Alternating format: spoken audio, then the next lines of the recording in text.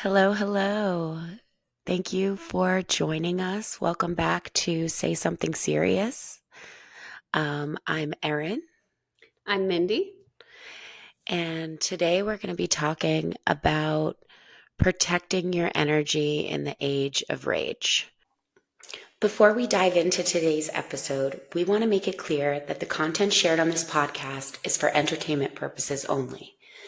The information, discussions, and opinions expressed by the hosts, guests, and contributors should not be interpreted as medical, health, or professional advice. While we strive to provide accurate and up-to-date information, nothing discussed here should be taken as a substitute for professional consultation, diagnosis, or treatment. If you have any health-related concerns, we strongly encourage you to consult a qualified healthcare provider. Please verify any facts or claims presented here independently, as we make no guarantees regarding the accuracy or completeness of the information shared. Your decisions regarding health and wellness should always be made in consultation with a licensed medical professional who understands your individual circumstances.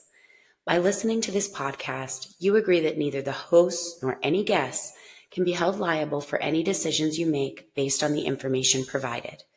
Thank you for listening, and we hope you enjoy the show. Um, Before we jump in, let's check in a little bit. How was your week? My week has been good so far. What about you? What's going on for you? It's been a good week. Monday and Tuesday, I felt like really energized. And then yesterday, I felt like really tired and exhausted all day. But I came back to life today. So, energy's a cycle. Yeah. Did you lean into it? Let yourself rest? It took me a while. Like I fought it for most of the day. And then I was just like, I burnt out, I guess. Oh, yeah. I spoke to you yesterday. You were in the bath. You leaned Yeah. into it. I took a bath in the middle of the day. I Yeah. was trying to solve it, and sometimes there's this really funny meme that goes around and it's like an Indian guy going like, if you're having a bad day, give up and go to bed. And I feel like that's the wisest advice I've ever been given. Like so much of our resistance to the now is about like trying to make it not true what you Yeah. feel. And often the only way through is to just be like, you know what? I don't have it. Like, crawl back in bed and try again tomorrow. Yeah. I mean, I always think about the worst thing about our feelings is how we feel about them. Not Yes. the feelings themselves, but like the resistance to those feelings is, you know, such a hard part of the battle. And if you just allow it to be, it will not be there forever. Yeah. I always call that suffering stacking. Like when you stack suffering on top of your suffering, like I feel a thing and then I hate myself for feeling the thing. And then I feel guilty about hating myself for feeling the thing that I hate myself about. It's like layering the suffering. Yeah, go back to the ground level. Let's see what's happening. Okay, I feel this. I'm gonna write it Yeah. out. Yeah. That's such good advice. When I was early on, many years ago, I don't use it as much now, but when I was really trying to conquer my anxiety, I did this practice where, like, when I was getting really frustrated about my life, I would start out loud talking about what I accepted about the situation. Like, Mm. I accept that this person has not gotten back to my email. I accept that it's cold out today. I accept that I'm tired. And like, you could feel in your body, I could feel in my body, like some of the suffering washing away as I like told myself, like, I accept this. I accept all the things that I'm mad about because resistance was so much a part of the suffering of it. Yeah, like waiting for the outcome, you're holding tension in your body, right? Like waiting for this expected or anticipated outcome that you're looking for, rather than just saying, "This is what it is right now," and I'm going to be accepting of this, and the answer will come. Yeah. And a deep seated belief that, like, if you focus on something, you can make it different than it is, Mm, which is only true when you're the only person involved. Right? They can't read your mind. So let's do our thing. What's a good thing that happened to you this week? Okay. I think the best thing that's happening to me this week, or that I am making happen this week, is I have been taking this restorative yoga teacher training that I'm really excited about. I've been thinking about doing a yoga teacher training for probably over 10 years. And I keep hesitating, feeling like, oh, the time's not right, or this isn't the right fit. I'm not sure. And I stumbled upon this restorative yoga training, which feels really right for where I want to shift what I'm focusing on professionally. Um, and so that's amazing. And then also that there's this woman who I met a couple months ago, I guess, like a really kind of synchronicity meeting that we had. And we've been in communication lightly. And she does like hosting these like Reiki and sound bath and like mediumship events, like a group thing. And she had emailed me yesterday, like, let's join forces. Like, why don't you come and do this day retreat with us or something like that? So that was really exciting because I've been thinking about how to expand and connect with other people who are having similar interests and want to work in the same field. That was a nice little opening. So, That's awesome. yeah. What about you? What's your good thing for the week? My good thing this week, I guess I had like a really good interaction with the guy that came to fix my furnace last night. So we'll talk about this today. But part of, Oh, uh, you know, reducing my resistance to the present moment that we find ourselves in, um, is trying to be curious about the way that other people are thinking about this moment in a way that's not defensive or argumentative. And this guy was done like fixing my furnace in about 20 minutes. And we spent 3.5 hours in my living room unpacking basically his thoughts on the election and how he thinks we got here and what's wrong with, you know, the way that sort of the the relationships between men and women in the United States right now and families and what that means for society. And like I'm really into that stuff, and it's kind of rare that um I meet people that think deeply about that stuff in the way that I do. So even though him and I had like totally different conclusions about the world, it was still like really fascinating to get to hear the perspective of like, like a guy my age, but like straight, has kids, like very different from me. Um, and like how he's thinking about this moment it was really fulfilling for me to have that conversation.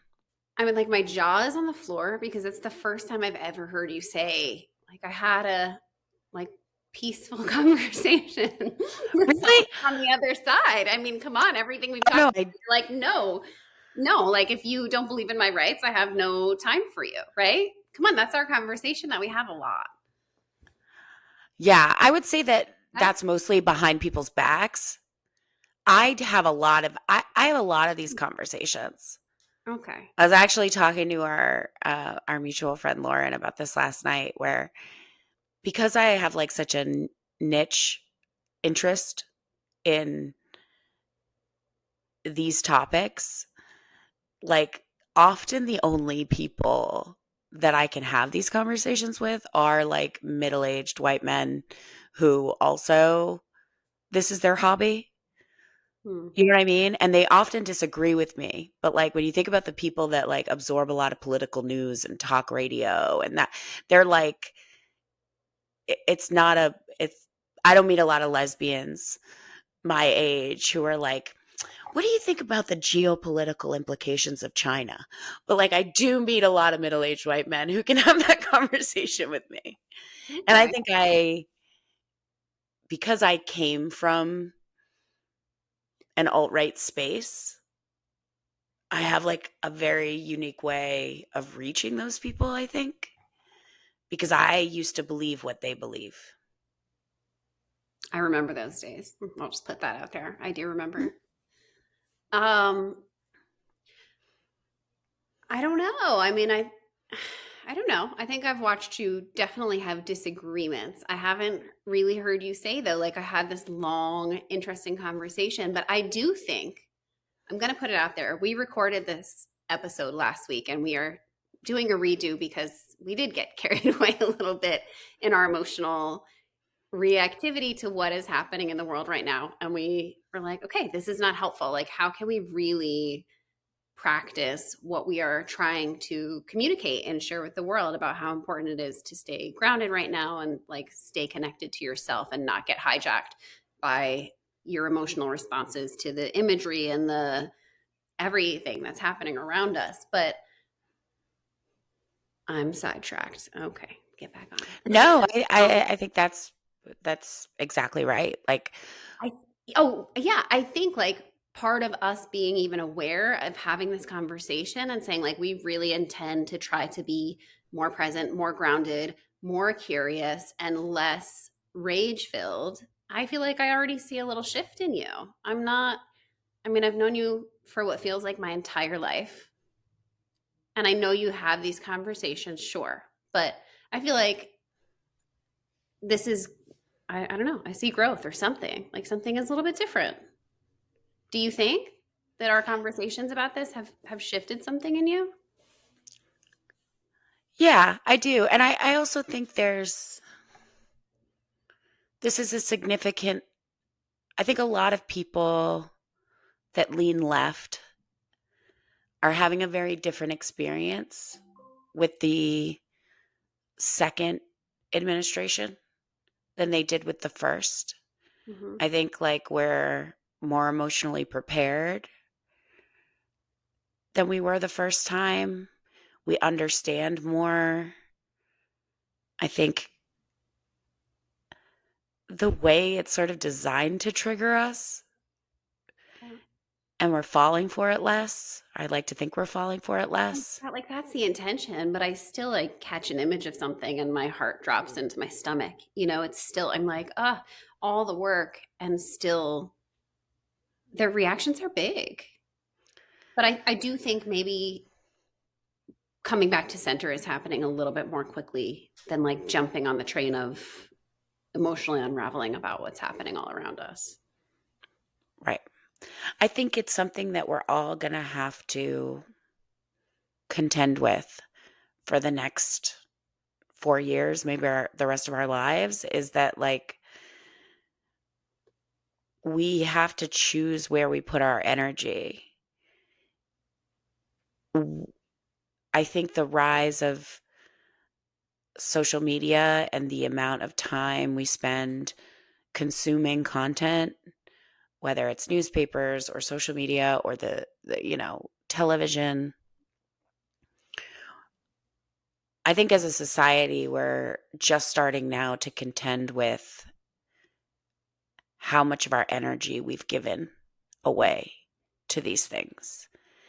And it is a huge part of our reality now. Um, and I don't think that's going away. But I think being intentional about it is going to make a huge difference in whether or not we become like these content consuming drones or we like hold on to our souls and our humanness. Someone actually gave me a really great suggestion last night because I was talking about how this is our topic and how we felt like last week we kind of missed it and we want to try to redo it and give something more meaningful or helpful.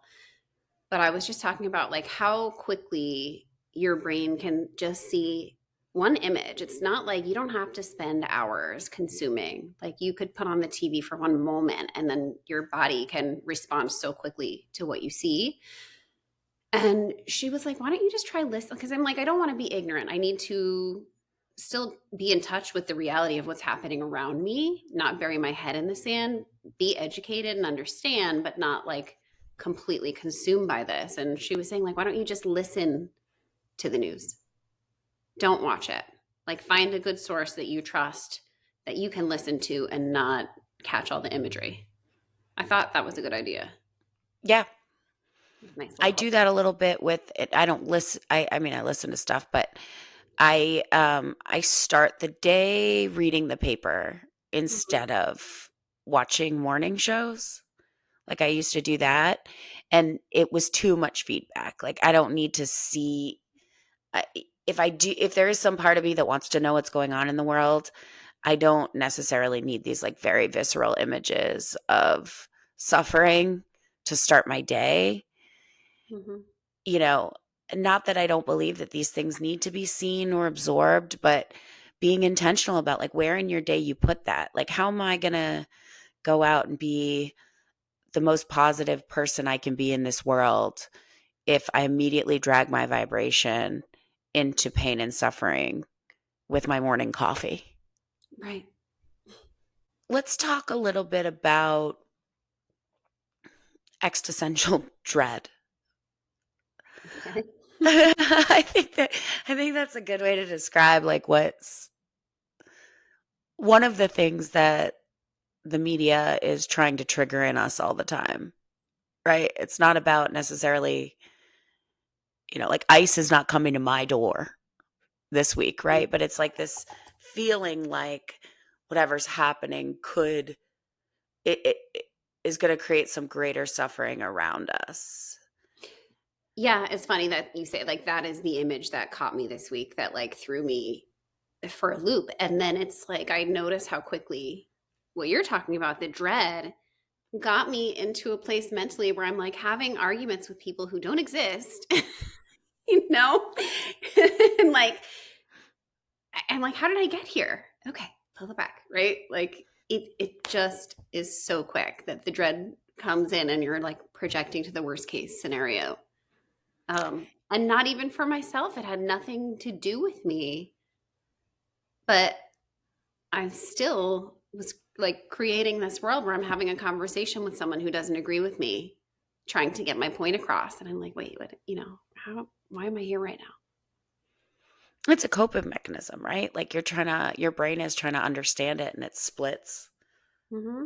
And so that you can work it out conversationally inside your own mind. Yeah. Like you were saying, like trying to be curious about how did we get here as like the thing that's going to help you through this rather than like turning around and making these strong judgments about people who have opposing views from us. Like, how did they get here? What is it that brought them here that feels so important to them to go along with this and like close their eyes to these other parts that maybe they maybe don't agree with, but they're like willing to overlook it because there's something more important to them, whatever that might be. Yeah. I saw a really cute meme, I guess. I don't know like a short video. Do we call those memes anymore? I don't even know. I don't know. I don't know Um, anything. but it was like a teenage girl, beautiful girl, right? And she said like the difference between me and you is I had a mom who said you don't know what people are going through and not she's just jealous of you, right? And it's like that there you, you grow up two different ways, right? Like either you see the bully or the person that's mean to you, and I would hope probably your mother does have a big impact on how you view that in the world. And your mother either said to you like, I wonder what's happening to that person that they were brought to that state rather than that's your enemy. Yeah. And I know it was like it's some teenage girl and she's making a totally different point, I think, about teenage girls in relation to each other, like how you become a girl's girl versus not a girl's girl. But I took it to have like a deeper meaning that we could all learn from, which is we can either choose to look at the people that we feel are attacking us and think, you're a bad person, you're mad at me, you want to take something from me. Or we can look at them and say, what is the suffering that person must have been through that leads them to this,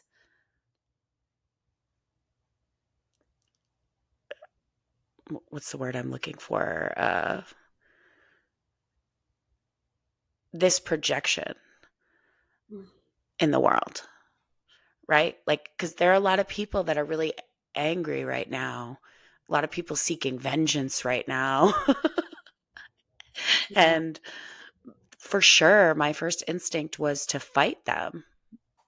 The whole first Trump term, like I was like, strap in, Oh, I mean, and I remember, I just like quick little side note. I remember when someone was coming to our house and you were going to be there at the same time. And I didn't know this person or like, I knew they were from another state that like leaned more Republican. And I'm like, oh my, like, how is this going to go? Right? Do you know who I'm talking about? mm-hmm. Yeah. How is this going to go? Like, but I feel really differently. I'm so impressed with what I'm hearing you say. I really am. Um, it's amazing. Yeah, I mean, I'm not a Buddha. I am not a turn the other cheek type of chick. No, should not be. Um, if I need to, for some reason, fight for what I believe in or protect the people that I care for, I'm going to do it every single time. Like, I got Absolutely. all day to go back and forth with you about anything. But on a grand scale, we do have to think about what happened. Like, what happened to people that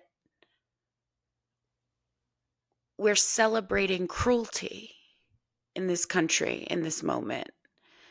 What does it mean for the future? What does it mean for our children to raise them in a vengeful, angry, uh, having trouble with words today, world? You know what I mean? Like, that's my biggest question right now is, or my little dig. I like to have these little things that I do to these people that are like a little psychologically impactful. And my new thing is like, I can get on board with your mission. I just think it's so sad that that is the spokesperson that you chose. Like that you searched the whole nation. And that is the person that you said, that is the best person to fight for me. It's just like, it's a little bit of a sad indictment for humanity that, like, because I don't think anymore, I don't think anymore that all these people are crazy. I think like electing him is a crazy thing to do. But I think that they really want something specific Mhm. and that they've been left behind and unheard and unloved by their nation for a long time, and that we're all responsible for that. And as opposed to like their defeat, which is what I was looking for, I think, in the first term, I've shifted to like try to understand what their problems are so that we can find a way to solve them, maybe like without the cruelty and without the racism and without the homophobia. Like there's got to be a way to address these social issues in a way that's not oppressive to other people. Well, that's a dream. I want to say, first of all, like 100%, you have to stand up for what you believe in. And sometimes that means having a fight or a disagreement. I am all for it. You need to be vocal, never be quiet. But I guess what I meant, and I just want to like clarify with the positive change is that like you're staying grounded within yourself. Like you're not being pulled to lose your energy. Like I just see you being more thoughtful and careful about where your energy is going this time around. But still you need to have, you're still going to need to say your piece. But you can say it from a grounded place and then like leave it to simmer. Yeah. Or like the whole thing with what you were saying, like kind of the radical acceptance of like, I'll say my piece and say what I have to say. I'm not attached to the outcome of like, this is going to make a big change in their life. Like, I'm sure they've heard all of my arguments, right? But I'm still going to be vocal because that is what matters to me. I still have my values. I'm going to share them. But I accept that whatever is on the other side of that for that human being is not about me. It's about them and where they are mentally, emotionally, values wise, whatever it is. Yeah. Yeah. I'm still angry, Rightfully so. but I'm angry at different people now, I guess.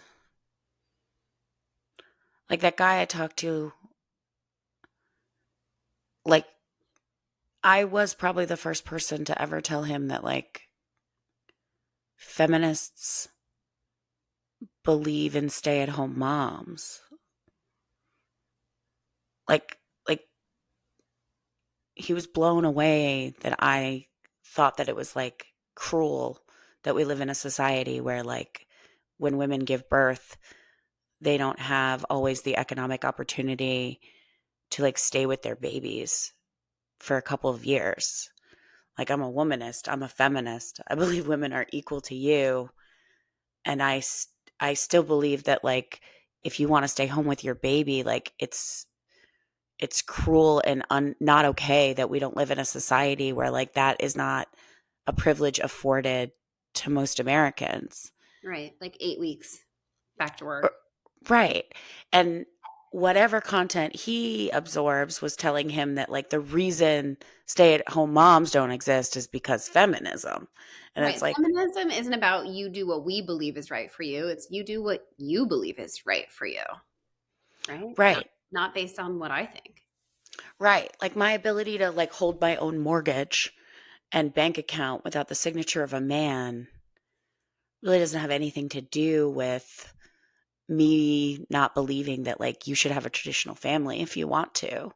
But those are the wires that are getting crossed in the media now, I think, is that, like, we're so divided in the content that we consume that, like, my assumptions about what he believes and his assumptions about what I believe are not real.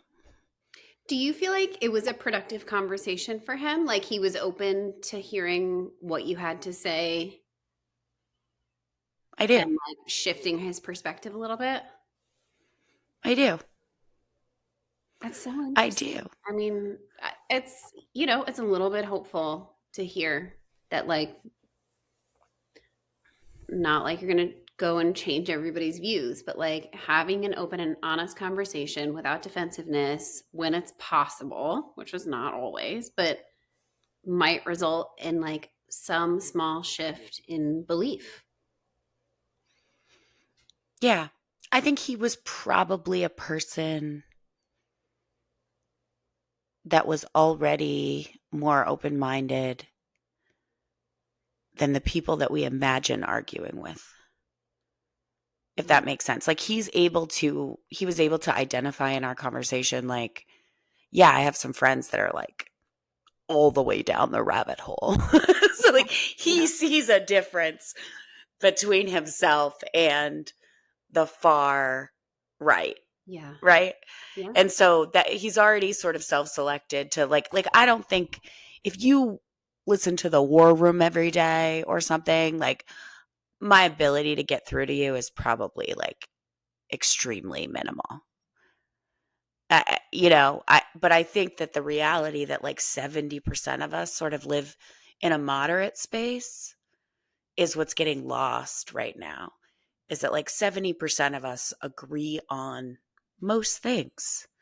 We want like prosperity and peace and, you know, our children to have opportunity and for the world to be, you know, getting better and better and not worse and worse. Like most of us, even like things like gay marriage, this is a 70% issue. Like there's only 30% of Americans left that like actually don't think that I should be allowed to marry. But our realities are getting shifted to the margins because for whatever reason, moderation doesn't excel in the attention economy. Right. Like it's a lot easier to The get most people's extreme attention. thing pulls your attention and gives the reaction that keeps you looped in the cycle. Right.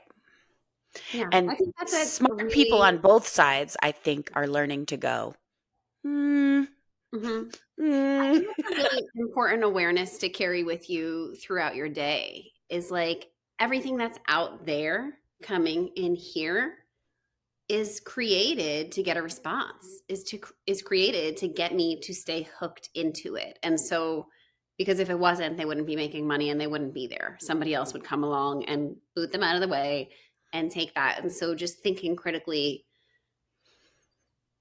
about everything that we're consuming and the judgments that we make. This is something that we spoke about, that is, it's hard. Like, it's very easy to go into being judgmental, but then, like, you got to look inward and say, like, what inside of me is making this judgment based on what information? Like, it's not all true, it's not all real. And then also knowing whatever judgments are coming at you, it's the same. It's whoever is making that judgment about your life or your rights or whatever they think is right. It's based on some belief that that person has about the world. It, again, has nothing to do with you.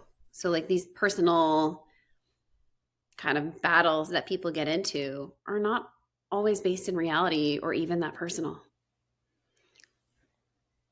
100%. I've been thinking a lot of lately about reality and how on a spiritual level, like I believe that reality is a projection of self. Like I believe in the whole concept of Maya, that like it's kind of all a dream and that like the ultimate reality is the connection with source and God and all that. And it, we used to, like for thousands of years, what I would call mysticism, right, has been attempting to help people disconnect from the external reality or Maya and help people realize that that is simply a projection of what they are putting their attention on and that there is no objective reality. And that was hard enough to do before there were literal projections, meaning screens. Mm-hmm. Like now not only do I want you as a spiritualist to like withdraw from the idea that like the person in your office and their feelings are real to you, Yeah. right? But now it needs to be like, not even, we're creating our realities online as well, and those are literal projections. They're literally the Maya unfolding at rapid rates. And it's even harder than ever to disconnect from that and realize like none of it's real. Not in the sense that like it's objectively real. Right. It's just a projection of where you're putting your attention in that moment. And like, if you take your attention off of that one thing, it is no longer a part of your reality that you're focusing on. You can shift it at any time. Mm-hmm. So what are you doing? What are you doing to stay grounded and centered right now? So I think the most important practice, right, that I am having to kind of like weave into this experience is something that my own therapist taught me about, which is so funny because I went to grad school for therapy and this was never brought up in all of my years of training. It's called self compassion, which is a mindfulness practice. And there is a woman named Kristin Neff who wrote a book about this and has done like a ton of research about how practicing self compassion can really kind of like improve your overall life experience. And a lot of this, when I have thought a lot about it, is kind of ties into what we were talking about at the beginning with like your relationship to your feelings being either like a very helpful or very harmful part of your life experience. So it takes work. It does not come naturally to me. This is something that is like, okay, I got hijacked. I got reactive. Like, I had a moment. Like, let's see when I can notice that that's happening and then give myself some just like, okay, humans do this, right? Like, this is part of the human experience to have an emotional reaction when you see something like this. It's okay that that happened. Like, I cannot expect myself to be perfect 100% of the time. I might unravel here and there. But it's about like, how can I get myself back to a place where I don't need to punish myself about it, but I can say like, okay, this happens and like how can I stay more on track next time? Be clear about like what is my intention? Like how you said, I want to give the best version of myself to the world, to my family, um, to my friends, to the people who I work with. Me like letting myself become unhinged is not part of that. Like I'm going to allow the feelings, I'm going to be aware of it, and then I'm going to try to figure out how can I stay more present. And I think maybe that like listening to the news rather than absorbing any type of images right now is going to have to be a part of that. There are other things, but what are your thoughts on that? Is that something that you practice? I try. Self compassion is, and self love, like those are so hard. Like the critical voice in one's head is, in many ways, at least for me, was one of the most powerful. Mm-hmm. Like she is the hardest bitch to banish in. She was probably a helpful bitch too. She probably got you very far. Right. That's maybe be nice to that part also. Have a Yeah. little compassion. Yeah, I think in my therapy work, one of the most mind-blowing awakenings that I had, and it was directly, my therapist drilled it into me enough that I was able to accept it as true eventually, was this idea that like you cannot fight your inner child or your parts into submission. Like the only way their power is reduced is through kindness and love and compassion, which is just so antithetical to the way that we naturally function. Like spent so much of my life being like, I'm anxious, and then having that voice in my head being like, you need to get it together. You need to pull your shit together. Take a shower. Do your shit. And like, did I do my shit under those circumstances? Yes. But that part of me that was hurt, lazy, scared, anxious, her power was never reduced by being in conflict with her. Like Right. until I learned to say like, "Hey," like it sounds so crazy when you talk about it in Oh, I know. I know. abstract, but Yeah. like So until aware. you learn to say to yourself like, "Hey, I'm sorry that you feel scared and anxious. I love you. We're going to be okay." That's the only way to actually make her shrink. And like the years wasted trying to bully her into submission blows my mind to this day.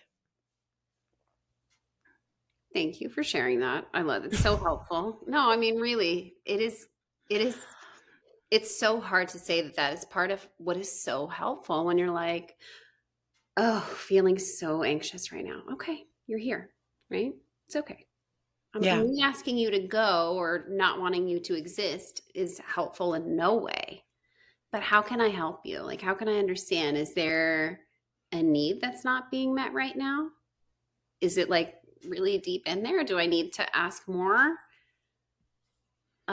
Sounds, just based on how I lived my life before, like that sounds like a stretch for me. Not now, obviously things change, but it like being kind to yourself, being kind to these parts of you that are not ideal for you or not what you want to be dealing with in that moment is the only way to get them to settle a little bit.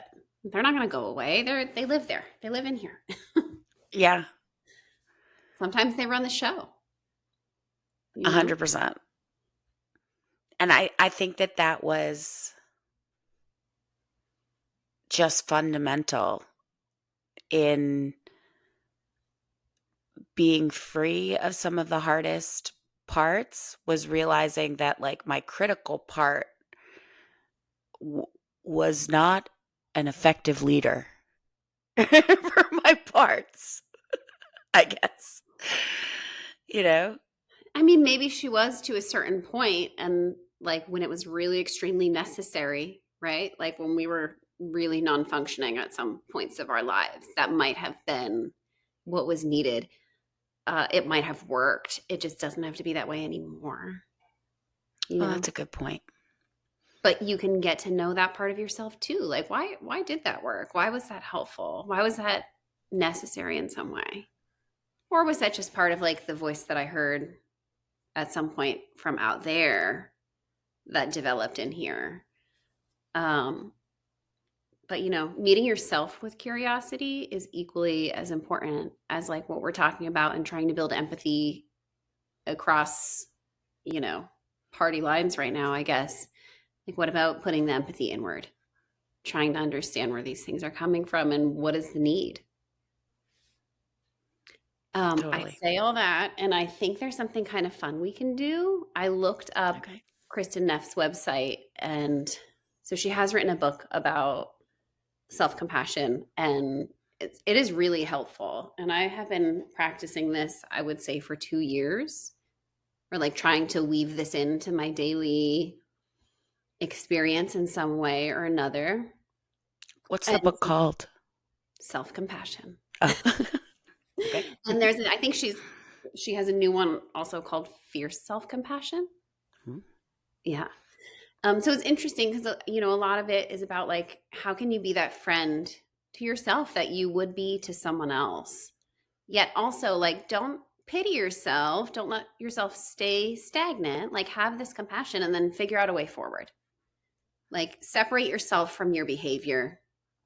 If there's something you want to shift, you can do it without punishing yourself or being mean to yourself. You can do it the way you would do with a friend. Um, so she has a rating scale. I don't know if I have a pen. Oh, yeah. She has 2 rating scales. I did the short version just, because like we might not have that much time to go over this. Okay. So I chose to do the shorter rating scale just to save some time, but it was really interesting. She has the questions broken down into a couple of categories, and they are self kindness, self judgment, common humanity, which I think is a really important theme to carry with you when you're practicing this, which is that all of these emotions that we experience from day to day are part of being human and that you're not alone.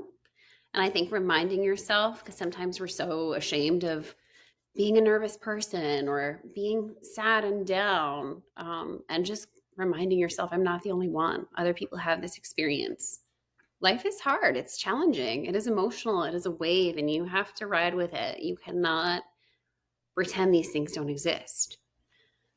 Um, Isolation items, mindfulness items, and over identification items. So that's like kind of the categories that it's broken into. What is over identification? I'm not sure, actually. And let me look at the question so I can tell you, because I'm just reading this for the first time, like what it's broken down into. Oh, I think like over identifying with your feelings maybe of inadequacy, or like when something goes wrong, over identifying with the negative behavior or emotion or outcome. Okay. So like instead of like I am sad, like I'm a sad person. Oh, that's a good. Yeah, I think so. Why don't I do this? I'll share with you my score, and then I will ask you the questions. Yeah, you want me Okay. to? Yeah, Are you try up it. for it? I mean, they're pretty easy. I don't think it will take too long. Um, so overall, the scores are going to be between 1 and 5. Like once you find your average, then you get between a 1 and a 5, and 1 being like lower on the self compassion scale, and 5 being like, great, you're very self compassionate. I fell at a 3.5, and that's with 2 years of practice. So I think what's fun about this is I wish I had done this 2 years ago before I started, because I probably would have been at a 1. And then So you'd be able to note your progress. yeah, it's fun to do over time. If you try it and then you start practicing these things, come back in a month or two and say, like, where do I fall? Is it any different? Um, okay. So, by the way, I feel like I keep putting you on the spot with like emotion code and, you know, Oh, I emotional love being distress I love scores. being a guinea pig. I'm like, let me just, Yeah, I know we I'm spoke always about this a down. little bit, but Now that I'm older, I'm always down for new therapy treatments. It used to be a different kind of down. Still I'll up share my for almost answers. anything. I'll share my answers too, so that you're not alone in this. We're in it together. Oh, I love that. All right. Solidarity. Okay. So you're going to answer on a scale from 1 to 5, 1 being almost never, and 5 being almost always. Okay. Okay. Number 1, when I fail at something important to me, I become consumed by feelings of inadequacy. Um, 4. Okay. That is also my answer. 4. That happens to you. Bad. Yeah. Yeah, and if you're listening, you can please play along and score yourself Yeah. This as is we go. also like I'm a 4 after 2 years of practice. Probably off the charts at some point. Yeah, I mean, I've built a life, uh, uh, and this is something I'm working on, but I've built a life where, um, through the lens of perfectionism, like limits failure at all costs, right? Which is something we're trying to learn. I mean, part of this podcast for us, just so you know, all of you, is that, you know, we're allowing ourselves to fail a little bit, like to do things that are not perfect, to try things that we're not the best at in public and out loud is an act of learning self love, I think, for us. Yeah. Love it. Okay. Number 2. I try to be understanding and patient towards those aspects of my personality that I don't like. I would give that a 4 too. Are we going to have the same score? Maybe. We are I twinsies. also, I also had a 4. All right. I think I'm pretty like that means you're like pretty good, right? Like pretty good at like Yeah, like being I try like, to be hey, kind. like, yeah, I do a lot of justifying my own bad personality traits all the time, every day. Well, it's like, okay, so I'm a 4 because I get so consumed by these feelings of inadequacy when I like have perceived failure. Even it's not even failure, doesn't even have to happen. Like, I could get there before the failure comes. But then it's like, okay, I know why I do that. Like, it's okay, right? That's part of being human. We're afraid of failure. Our brains are wired to protect us from that. I'm not going to beat myself up over it. Yeah. right? Like, just be I kind. have, I want to, can I share a practice? Yeah. So I have this really fun friend named Chrissy who is Gen Z. So she's like 10 years younger than I am. Okay. And at least, and no, probably about 10. Um, and she's like really, she's my hairstylist. If you love this red, she's responsible for it. Um, but she's very validating. Like that's part of her personality is that she's like, yes, yes, girl, like you're it all the time, right? And I started to like add her to my brain repertoire at some point Ooh. because I was like, I'm a little messy. I'm like super ADD.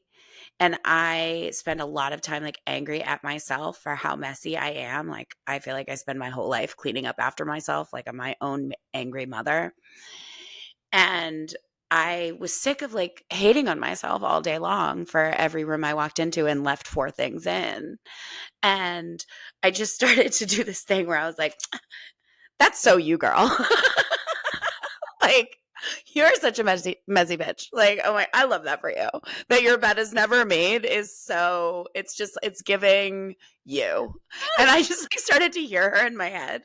It's really helped me with like not hating all the things, like having her best friend voice in my head of like, I I love that you're love crazy like that. that. Like I like she's the kind of girl like if she gets into my car and my car's like a mess, she's like, I love this for you. So chaotic, so fun. So chaotic. So fun. So I started doing that to myself, I and need it's been a pretty Chrissy. helpful. I need a Chrissy. Oh, my Yeah, hairstylist is also kind of like that. everybody Until he needs a starts Chrissy. talking about how thin my hair is, then I'm like, okay, we're done. I don't need this. We're Okay. done here. No, I only want to hear positive things about myself Ooh. from Oh, my that's funny. hairstylist. Your inner Chrissy. Yeah, your inner You have Chrissy. inner Like, critic and your inner. chaotic. You're crazy. Let's let inner Chrissy win every time. Love it. Yeah. All You're right. always eating bad. It's so fun. Look at you with that candy bar, girl. Love it. This is starting to sound a little bit judgy, if I'm being honest, but okay. Oh, no, well, she means it from like a wholly genuine place, which is what Yeah. makes her magical. Okay. All right. That's funny. Okay. Number 3. When something painful happens, I try to take a balanced view of the situation. Can you repeat it? When something painful happens, I try to take a balanced view of the situation. Immediately or I know. Like, when eventually? something painful happens, I call you. Like, You help me I'd get like there. to say I get there. I Yeah. don't know that I react in that way. So 3? 3? Okay. I actually gave myself a 5 on this one, and I think it's like almost a flaw that so quickly I'm like, what good is here? You know, like my brain is like, I can handle this. There's something good that's going to come from this. And sometimes you're the one who's like, can you just cry already and like deal with this? You know, um, I gave Yeah, myself sometimes a 5. that could be like a Yeah. denial of self Yeah. if It's it's like a taken too self far. perspective. Like, I can handle anything. Right? There's something beautiful on the other side of this. I sometimes get there too quickly. So, um, Like I toxic still think like I positivity. wouldn't have it any other way because you can pull me to where I need to be if I need to like hit reality, but it's helpful to kind of live life that way. I love that I call you to calm down and you call me to get more worked up. Yeah. Like, so It is something okay. horrible happened to me, but I feel fine. And I'm like, what Everything's okay. You're like, why aren't you crying right now? the? I'm I mad. feel I'm like we mad had for that you. conversation a couple weeks ago. You're like, why are you fine? Why are you fine? This is not okay. I'm like, what do you mean? Everything is gonna work out the way it has to. You're like, no. Guess what? The next day I called you like, ah! It's It will come. here. Yeah. All right. Okay. We have to be serious, right? Say something serious, Say Mindy. something serious. Number 4, when I'm feeling down, I tend to feel like most other people are probably happier than I am. 5. Really? When you're feeling down, you feel like you get into that headspace where you're like, everyone's happier than me? Yes. Oh, okay. 100. All 100%. right. What is that number 4? I gave myself a 1 for that. I don't know if that's just Well, not. you're a therapist, so you know the truth. Oh, yeah, yeah. Well, I think my mind leaned towards anxious thoughts and like catastrophizing, but like not so much like being down. I think I'm like, but yeah, I do think like seeing and knowing what I know about the human experience is that like we all have this, right? Like we all have these moments. So Yeah. I have a pity committee in my mind for what's myself. that? Maybe. A pity committee. It's like everybody's happy but you. Right. So we have the inner Chrissy, the pity committee. Yep. We're doing parts work here. This is beautiful. Yes. All right, number 5. I try to see my failings as part of the human condition.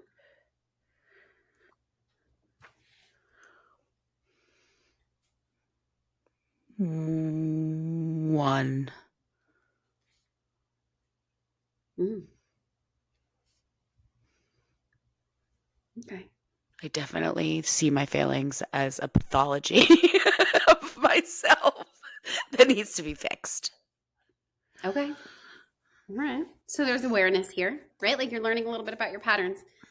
I gave myself a 4 on that. Maybe if I'm being honest, it might be a 3, but like I try. It does not mean I believe it, but like I'm trying to do this work. It ties in a little bit with number 1 of like becoming consumed, but I do feel like I really try to like weave that in, and it's helpful to weave it in that like I am not the only one. Like all these successful people out in the world have failed time and time again to get to where they are. I try to like bring that into my awareness a lot. I'll definitely think about it more now that I don't think I realized that that was something that I do. But like I definitely think like yesterday, like other people don't get tired and sick. Just me. I suck.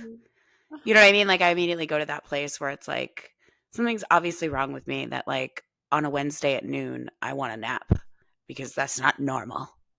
Oh, really? Do you know if I feel like that? I'll do like a meditation and fall asleep, and then I feel like I was meditating. I was super productive. I want to I get really was there. taking that. I want to get there. I would love to. I mean, I try to coach myself through it a little bit. Like, hey, regardless of whether or not you're a failing piece of shit, you still need a nap. So take one. Oh my gosh, we're gonna have to talk about your inner dialogue. It's not great. It's not great. That's not great. No, we need a little more Chrissy. A little more Chrissy. Chrissy. Consciousness. Yep. We're gonna bring in the Chrissy consciousness to this conversation today. Take All a nap, girl. It's because you out here being so fabulous. It's exhausting. Take a break. Oh. All right. 6. When I'm going through a very hard time, I give myself the caring and tenderness I need.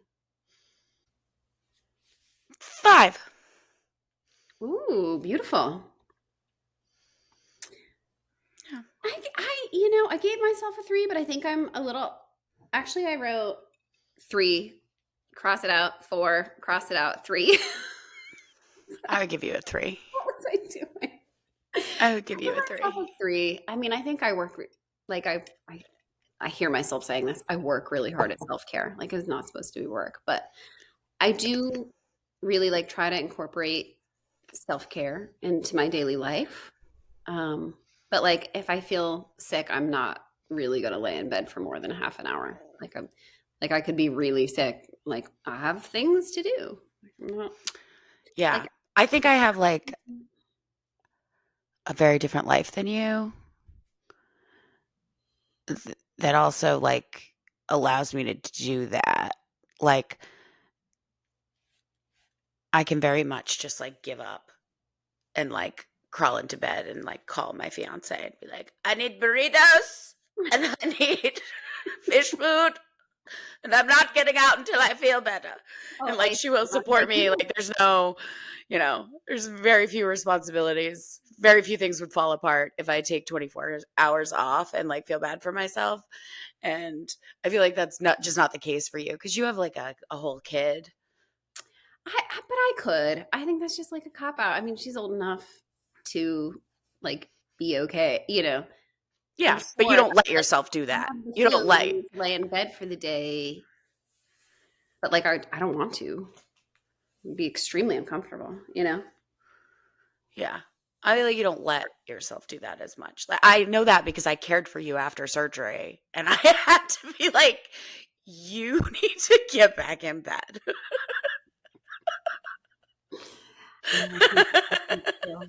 Like 30 minutes is my max. Like I'm Yeah. relaxed. We're good here. I'm gonna go back to Even like I remember when you were thinking about having a kid and you were like trying to figure out how long you would work and I was like as soon as I try to get pregnant, like I'm never gonna do that. I don't want kids, but as soon as I try to get pregnant, like I'm not working anymore. Like you think I'm gonna create life and then go to work? Like you're crazy. I Like, was I'm actually building a human. Like I was that's a on my no for me. way to a meeting the day that I gave birth, but that like the doctor's office called me and was like, "You gotta come back for some more tests."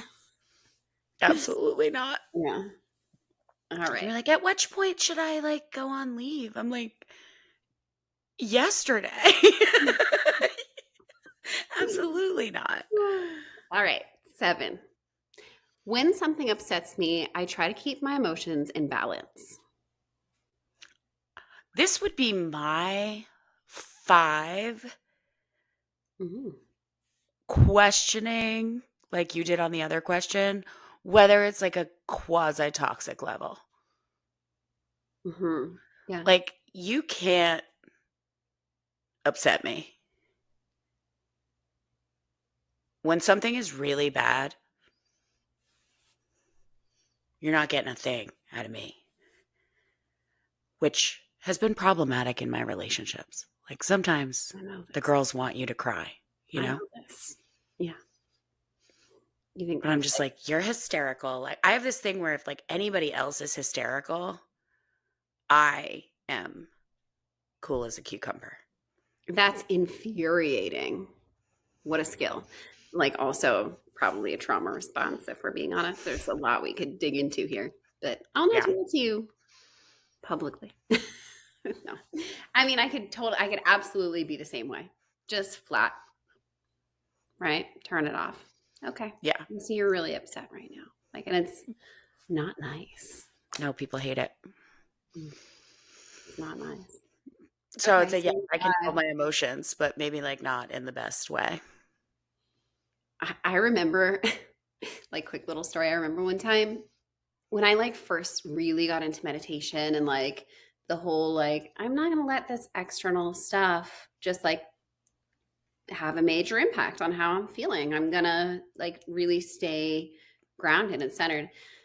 And we were waiting for a flight to Ireland for Christmas and it was delayed and delayed and delayed. And then at like 3 a.m., we get to the gate and they're like, you see the crew get on, the pilot gets on, and then like 5 minutes later, they're like, the flight is canceled and we're not like right after everybody just gets on. I don't know the time. I don't know what happened. We never got an explanation, but the flight is canceled and like you have to find your own self another flight and it's like Christmas time. It's impossible.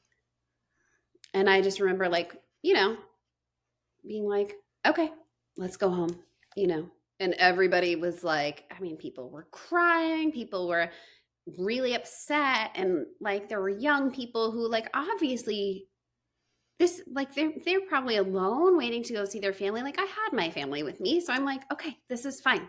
We're gonna be okay. Let's go. But Sean was like, Okay, enough with the like positivity bullshit. This is infuriating, you know? Like, stop being so cool and calm. This is bullshit. And I was like, oh, it's annoying. It's annoying Oh, it's annoying. that I don't care right now, you know? But like Like I'm too blissed seeing, out.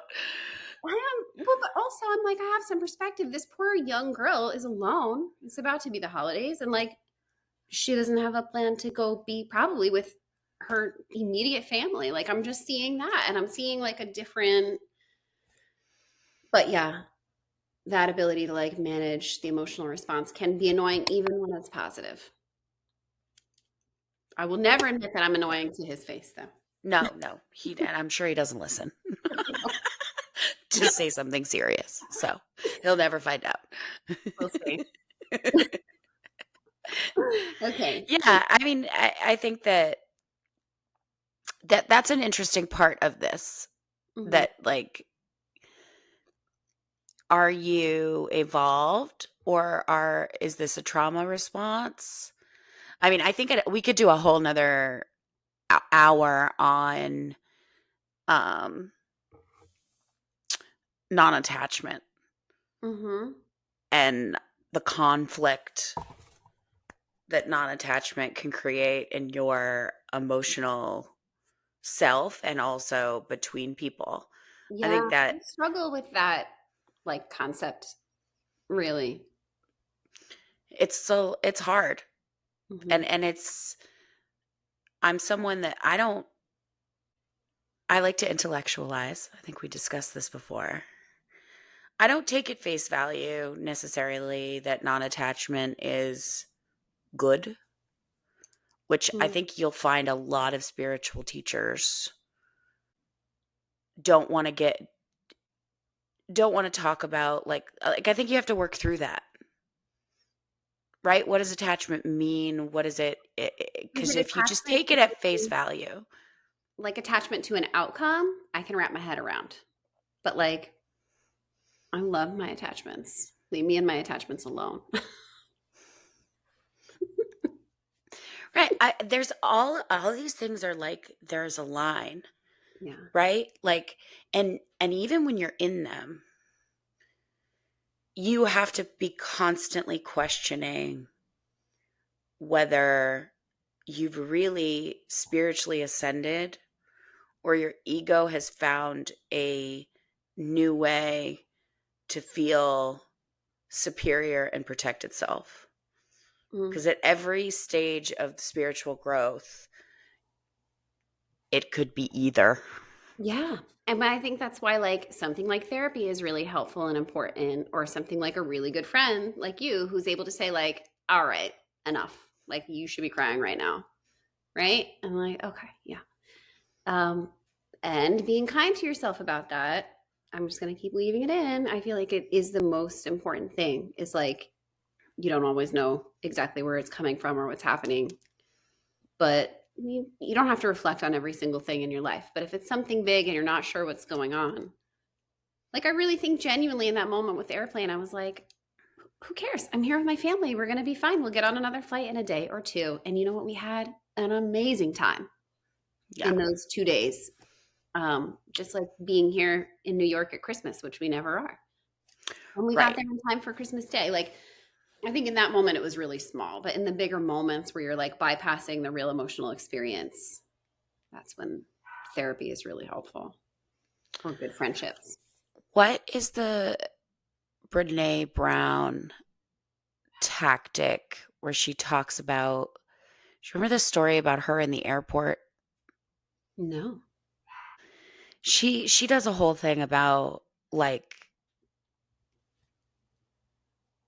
to be in connection with other people, you do need to acknowledge their reality, right?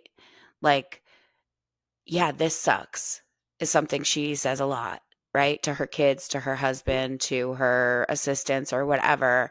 Like, open by being like, let's acknowledge this sucks.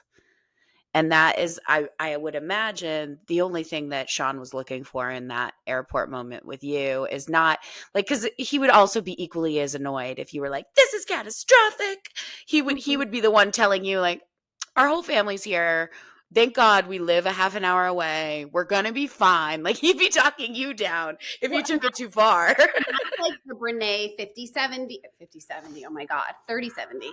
Like I've got 70% right now. You got 30. Let me carry this positivity and you have your little moment, right? Like in relationships and couples, you kind of do like tend to balance each other out, especially with parenting. Like if I'm drained, like in those moments, there's some like unspoken way he knows to take over and be really calm and like give me a moment to just do something Right. else. Like, Like at the end of the day, he really loves about you that you have perspective and that you can find solutions and all of those things about you. He just wanted for 1 second for you to look at him and go, "This sucks." yeah, Yeah. I was like, no, we're good.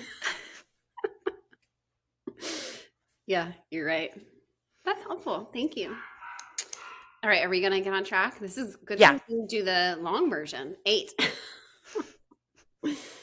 When I fail at something that's important to me, I tend to feel alone in my failure. Yeah. 5. Mm. I'm an entrepreneur.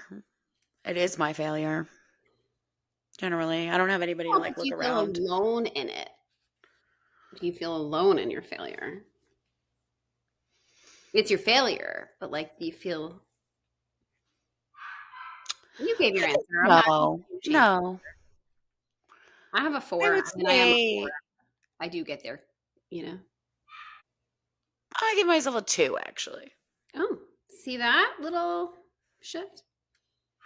Yeah, I feel like my failures are mine alone, but I don't feel like I go through them alone. I feel like I have a really resourced group of people that will hold my hand through any suffering, like very Oh, strong social ties. that's really beautiful, and that helps me also with mine because I was a 4. Then I also feel like, there's this thing that I do that is not necessary, where it's like I might hold on to that for a little while and not share it with anyone, because of shame. But like what you're saying is you're really well resourced. You can reach out. I also have that. And I am trying to utilize that more, you know? So Yeah. nice little reframe. Thank you. Yeah. I'm dialing Mindy immediately. I know. Like Erin, Erin, The Erin, how sets. many times do you have this week that I can call you? If you All don't answer, I'm calling Lauren. right. Oh, okay. When I'm feeling down, I tend to obsess and fixate on everything that's wrong. 3. Me too. Okay. 10. When I feel inadequate in some way, I try to remind myself that my feelings of inadequacy are shared by most people. 5. Beautiful. I was a 4. 11. I'm disapproving and judgmental about my own flaws and inadequacies. 3. Okay. I gave myself a 2. Can you hear Jelly Bean? A little bit. That's Is okay. that distracting? No. Okay. No, it's not loud. 12. Last one. I'm tolerant and impatient. Oh, I'm intolerant, sorry, and impatient towards those aspects of my personality that I don't like. 1. Okay. I gave myself a 3.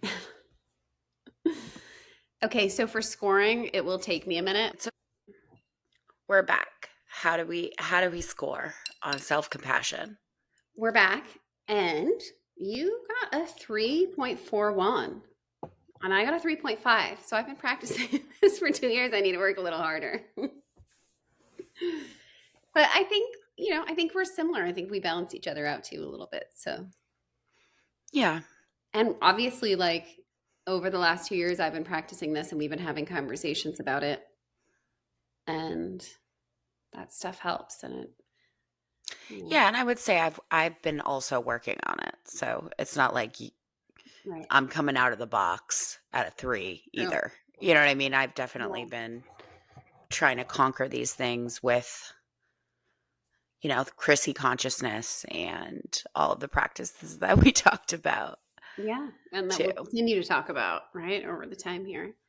Um, While you were scoring, I pulled some cards, and one thing that it brought up for me that I think I'd like to touch on anyway, and hope that I can leave people with is this is my belief.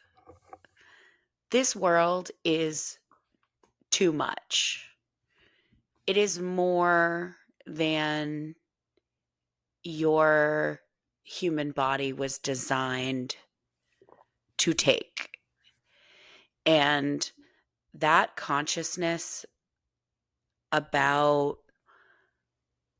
the way that our society has advanced over 100 years, I think is a really helpful thing to keep in mind when you're practicing self-compassion. Like your grandfather, wrote something on a piece of paper and put it in the mail or sent a courier to bring it to another office building and waited 6 hours or 3 days for it to come back in the amount of time that you've sent 864 emails. yeah. Like, not only is the amount of content and information that we're absorbing on a daily basis like exponentially higher than anything in human history, but our production as human beings when we are doing and creating is so much more than any people in history were capable of doing. And I think it's important to be compassionate with your human body if it often feels overwhelmed or burnt out from that experience because we're not evolved, especially if you're our age or older. Um, we didn't have the internet from birth. We didn't have email from birth. We didn't have cell phones from birth. Like, not only are we not evolved as a species to be able to do this, we weren't even um, raised with it. And it's something that we've taken on like post adolescence. And I think we are in a time of burnout and overstimulation and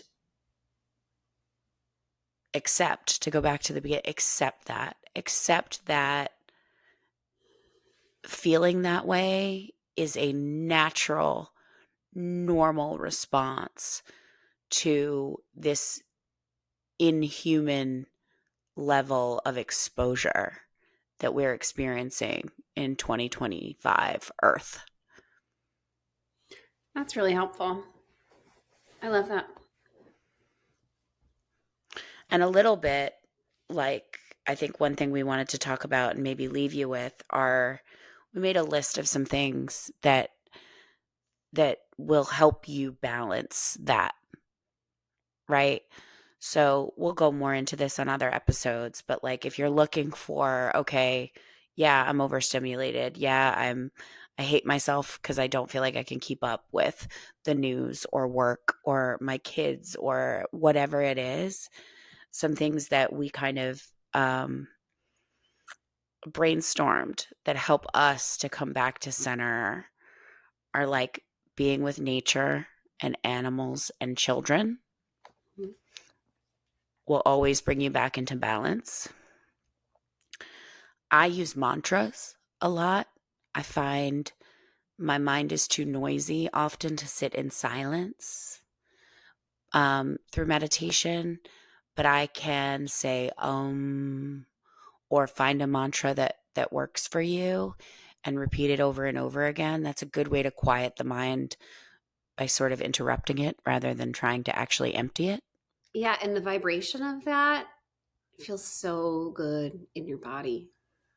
It does. Like it just, you can feel it in every cell, just like moving through you, giving a sense of calm. I did not think ever that like chanting was going to be my thing.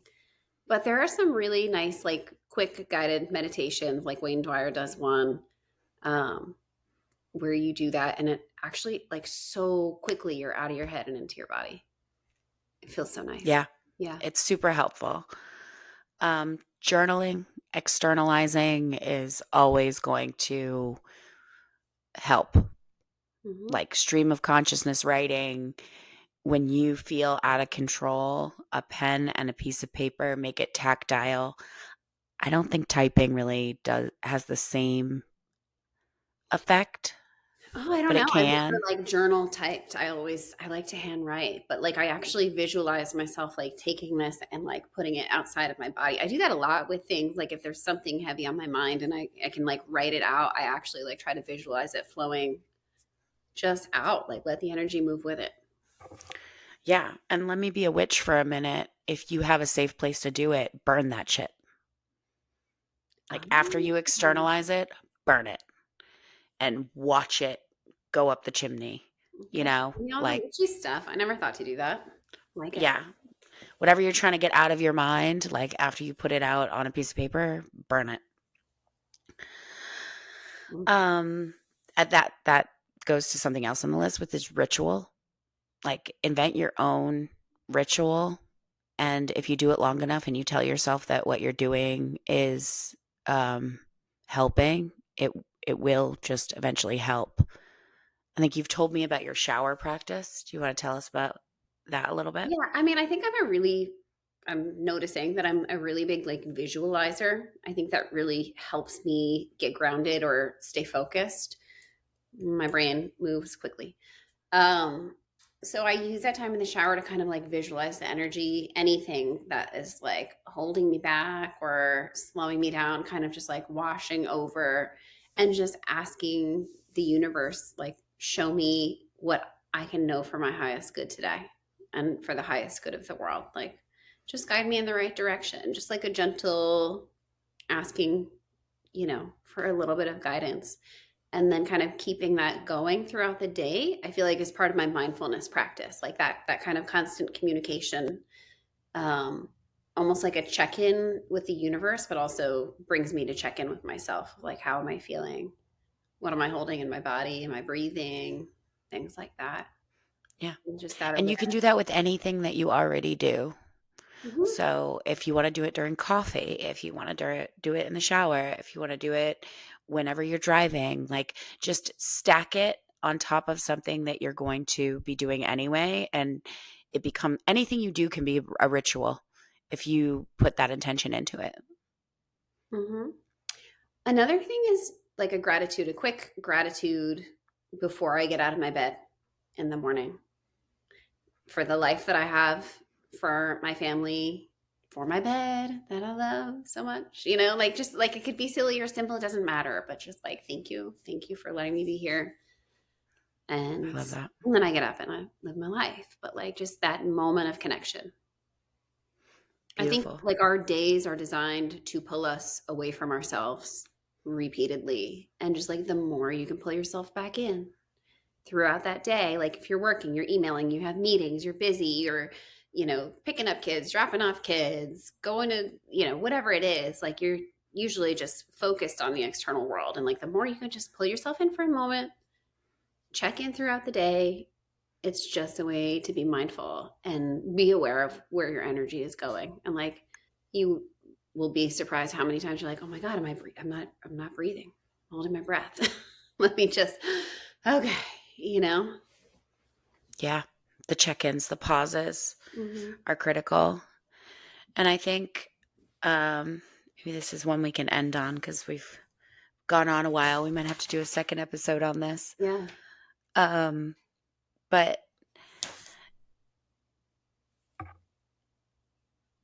make sure that you are the manager of your own experience and that you are curating your exposure to life at whatever level you're able to feel what it is that you want to feel. So what do I mean by that? Like, if you are going to watch a TV show at the end of the night, ask yourself, how is this going to make me feel? Do I need laughter tonight? Do I need something interesting?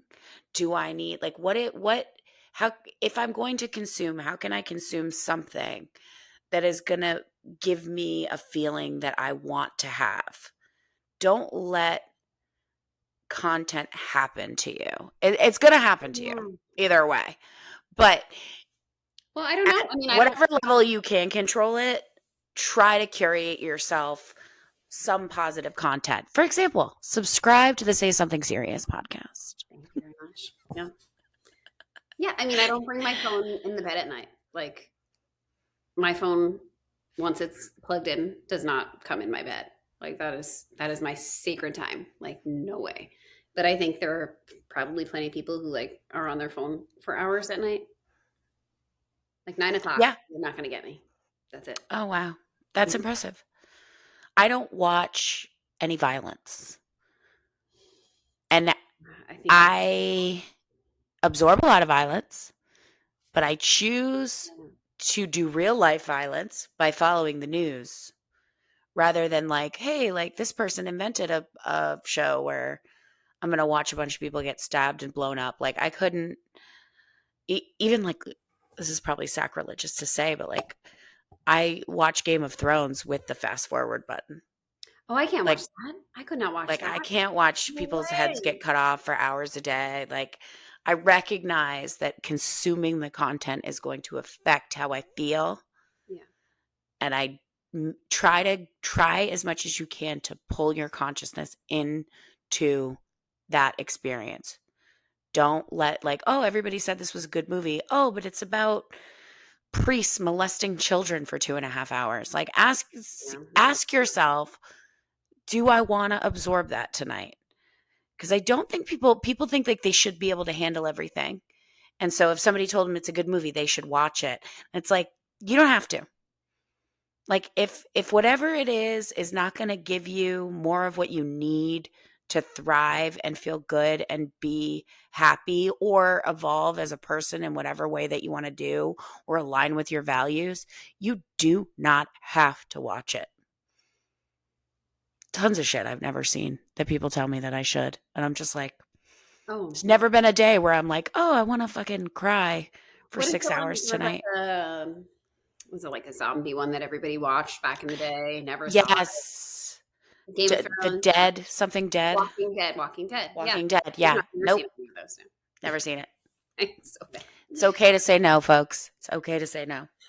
Thank you for listening. I think this is a good time to wrap, right? Yeah.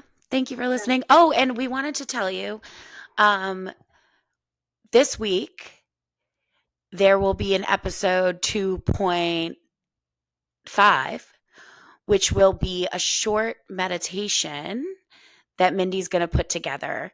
So obviously this is the type of thing that like you can listen to in your office or while you're exercising or while you're driving. That is more of a piece of content that when you get a moment, that you don't have distractions and you don't need to be driving or caring for another person. Um, it's just like a little extra that she's going to create. Is there anything else you want to say? Yeah, I mean, I was thinking about when I first started meditating, and I would be looking for like a guided meditation to kind of like get me to like sit and stay peaceful. I was always looking for something like less than 15 minutes, and I wasn't finding that because I wanted to start small. So I think the first one I'm going to start will be like a 10-minute, something kind of quick and easy. I would say maybe the first one will do like a sitting meditation with your eyes closed so you can really like tune into the body. But maybe at some point I'll do like a walking meditation. I'm like switch it up a little bit, but just something like quick and easy that is worth a try. You know, another way to like come back to yourself and stay grounded. Awesome. I'm so excited to hear it. Yay. All right. All right, awesome. We'll see you guys next Thanks so time. much. Thank you so Thank much for you. being in. Bye. Bye.